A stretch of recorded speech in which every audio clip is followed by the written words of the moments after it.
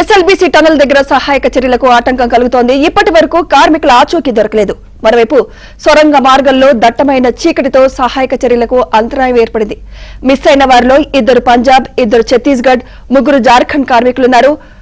బోల్టులు ఊడిపోవడంతో cement సెగ్మెంట్లు కూలిపోయాయి.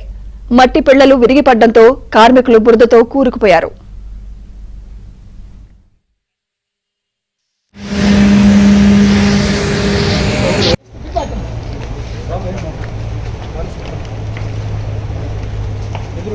Reinforcement, yes. Reinforcement. Correct, yes. That is prefabrication. Yeah. And even from what we see, 150 meters behind. ఇక ఘటనా స్థలాన్ని మంత్రి ఉత్తమ్ కుమార్ పరిశీలించారు. Miss అయిన కార్మికులను రక్షించేందుకు చర్యలు తీసుకుంటున్నామన్నారు. అవసరమైతే ఆర్మీ బలగాల సహాయం తీసుకుంటామన్నారు మంత్రి ఉత్తమ్ కుమార్.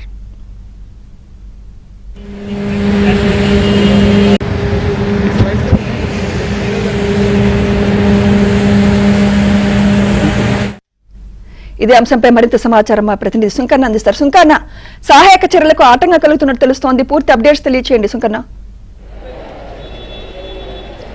సుమిత్ర, ఎస్ఎల్బీసీ టన్నెల్లో మిస్ అయినటువంటి 8 మంది కోసం తెలంగాణ ప్రభుత్వం రెస్క్యూ ఎఫర్ట్స్ పైన కూడా స్పెషల్ ఫోకస్ పెట్టింది. ఇప్పటికే సింగరేణి నుంచి కూడా స్పెషల్గా ఏదైతే రెస్క్యూ టీంని కూడా ఇక్కడికి రావాలని కూడా కోరినటువంటి నేపథ్యంలో మరోవైపు ఎన్డీఆర్ఎఫ్ టీమ్స్ అయితేనేమో అదేవిధంగా అవసరమైతే ఆర్మీ సైన్యం కూడా సహాయం కూడా తీసుకొని ఏదైతే టన్నెల్లో చిక్కున్నటువంటి 8 మందిని కూడా బయటకు తీసుకొస్తామని కూడా కొద్దిసేపు క్రితమే మీడియా సమావేశంలో మంత్రి ఉత్తమ్ కుమార్ రెడ్డి చెప్పడం జరిగింది.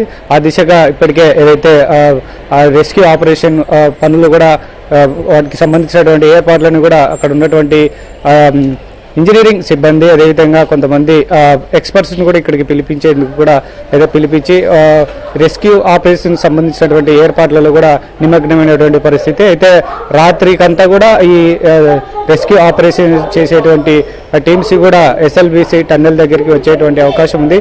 ఉదయం నుంచి కూడా లోకల్గా ఉన్నటువంటి రెస్క్యూ టీం అయితేనేమి అదేవిధంగా అక్కడ పనిచేసేటువంటి సిబ్బంది కూడా కొంత ప్రయత్నాలు చేశారు. అయినప్పటికీ కూడా ఆ లోపల టన్నెల్లో దట్టమైనటువంటి చీకటి అనుకోవడంతో మరోవైపు బురద అదేవిధంగా పైనుంచి వాటర్ లీకేజ్ అవుతుండడంతో అక్కడ సంఘటనా స్థలం ప్రదేశానికి కొంత దూరంలో కూడా మిషన్లు అయితేనేమి ఇతర యంత్ర పరికరాలు పరిగణంతో ఆ చీకట్లో లోపలికి వెళ్ళేందుకు సాధ్యం కాకపోవడంతో వాళ్ళు కూడా బయటకు వచ్చినటువంటి పరిస్థితి. అయితే వీటన్నిటిపైన ఉదయం నుంచి జరుగుతున్నటువంటి పరిణామాలపైన కూడా మంత్రులు జూపల్లి అదేవిధంగా ఉత్తమ్ కుమార్ రెడ్డి కూడా ఏదైతే అధికారులతో సమీక్ష సమావేశం నిర్వహించిన తర్వాత ఇక్కడ లోకల్గా ఉన్నటువంటి రెస్క్యూ టీంతో అయితే ఇది సాధ్యం కాని పని కాబట్టి ఏదైతే సింగరేణి అదేవిధంగా ఎన్డీఆర్ఎఫ్ టీమ్స్ని కూడా పిలిపించి ఇక్కడికి పూర్తి స్థాయిలో రెస్క్యూ ఆపరేషన్స్ కూడా యుద్ధ ప్రాతిపదికన చర్యలు చేపట్టేందుకు కూడా చేయాల్సి ఉంటుందని కూడా ఏదైతే భావించినటువంటి నేపథ్యంలో వాళ్ళని కూడా రప్పించేందుకు కూడా ఏదైతే సమాచారం ఇవ్వడంతో అక్కడి నుంచి వాళ్ళు కూడా శ్రీశైలానికి బయలుదేరేటువంటి పరిస్థితి.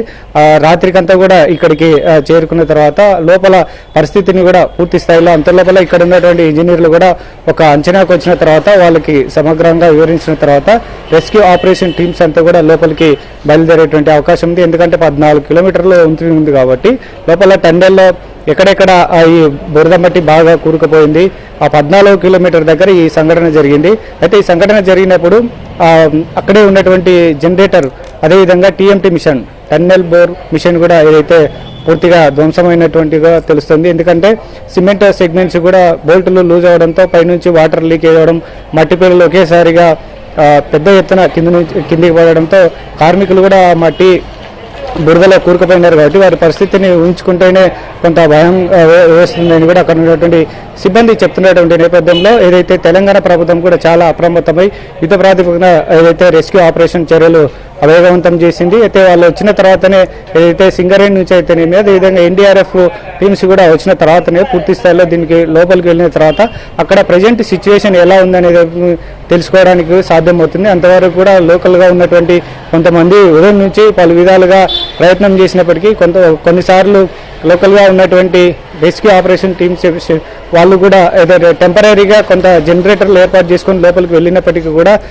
చాలా దట్టమైనటువంటి చీకటి ఉండడం బురద ఉండడం అదేవిధంగా ఇతర పరికరాలు కూడా చెల్లాచెదురుగా పడి ఉండడంతో వాళ్ళకి లోపలికి వెళ్ళడం సాధ్యం కాలేదు. కాబట్టి ఒక పద్ధతి పక్కా ప్లాన్ ప్రకారంగా లోపలికి వెళ్తేనే ఇది ఈ రెస్క్యూ ఆపరేషన్ కూడా సక్సెస్ అవుతుంది. ఎందుకంటే గతంలో జరిగినటువంటి లెఫ్ట్ ఫోరస్ అగ్ని ప్రమాదంలో ఉదయం నుంచి కూడా సాయంత్రం వరకు లోకల్ రెస్క్యూ ఆపరేషన్ టీమ్స్ కూడా ఆపరేషన్ చేసినప్పటికీ కూడా అప్పుడు సాధ్యపడలేదు.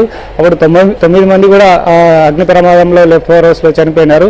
ఆ సింగరేణి నుంచి వచ్చినటువంటి రెస్క్యూ ఆపరేషన్ టీమ్స్ మాత్రమే, ఎన్డీఆర్ఎఫ్ టీమ్స్ మాత్రమే అప్పుడు ఏదైతే అగ్ని ప్రమాదంలో చనిపోయినటువంటి వారిని బయటికి తీసుకురావాలి. సో ఆ సంఘటనను దృష్టిలో పెట్టుకొని ఇప్పుడు కూడా ఏదైతే టన్నెల్లో చిక్కుకున్నటువంటి 8 మందిని, 2 ఇంజనీర్లు, అదేవిధంగా 2 మిషన్ ఆపరేటర్లు, 4 కార్మికులు, మొత్తం 8 మందిని కూడా బయటికి తీసుకురావడానికి కూడా శాయశక్తులుగా ఆ ప్రభుత్వం కూడా ఏదైతే చర్యలు ఉపక్రమించినటువంటి నేపథ్యంలోనే ఈ రెస్క్యూ ఆపరేషన్స్ కూడా ఇక్కడికి వాళ్ళు వచ్చిన వెంటనే ఏమాత్రం కూడా ఆలస్యం కాకుండా వెంటనే లోపలికి వెళ్ళి చేసేందుకు కూడా లైటింగ్ సిస్టమ్ అయితేనేమి ఇప్పటికే కొంత వాళ్ళని ఫోన్లో సంప్రదించి ఎలాంటి అరేంజ్మెంట్స్ ఇక్కడ చేయాలి మీరు వచ్చే లోపల అని కూడా ఇంజనీర్లు తెలుసుకున్నటువంటి నేపథ్యంలో మరోవైపు కేవలం ఈ రెస్క్యూ ఆపరేషన్ లోపలికి వెళ్ళి వాళ్ళని తీసుకొచ్చినమే కాదు, ఆ టన్నెల్ ఏదైతే పైకప్పు ఊడిపడింది కాబట్టి ఇంకా అక్కడైనా ఇంకా వేరే చోట్ల ఇంకా పరిస్థితి ఎలా ఉండేదానికి టెక్నికల్గా సాంకేతిక నిపుణులు ఉన్నటువంటి టన్నెల్ ఏదైతే నిర్మాణంలో ఎక్స్పర్ట్స్ ఉన్నటువంటి సాంకేతిక